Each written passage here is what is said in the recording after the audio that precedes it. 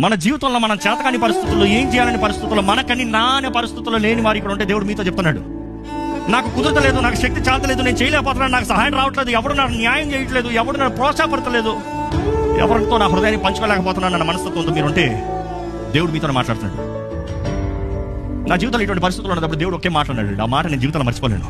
మాట ఏంటంటే, నేను నిన్ను ఆశీర్వదిస్తానికి, నేను నిన్ను లేవనెత్తుతానికి, నేను ఉద్దేశించిన కార్యం నీ జీవితంలో నెరవేరుస్తానికి అనేక సార్లు నేను మనుషుల్ని వాడుకుంటా.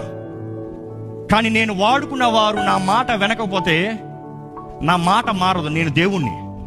అవసరమైతే నేను దిగి వచ్చి నేను అన్నది నీ జీవితంలో జరిగించి చూపిస్తాను. నమ్ముతారండి ఆ మాట? నమ్ముతారండి ఆ మాట? ఈరోజు మీరు అంటున్నారేమో, మనుషులు నాకు సహాయం చేయట్లేదు. Doesn't matter. దేవుడు దిగి వస్తాడండి. మనం ఉన్న స్థితిలోకి దిగి వస్తాడండి. మనం ఉన్న జీవితంలోకి దిగి వస్తాడండి. మనకు అర్థం కాని పరిస్థితుల్లోకి దిగి వస్తాడండి. ఆయన దిగి వస్తే ఎవరు అది ఆపగలిగింది?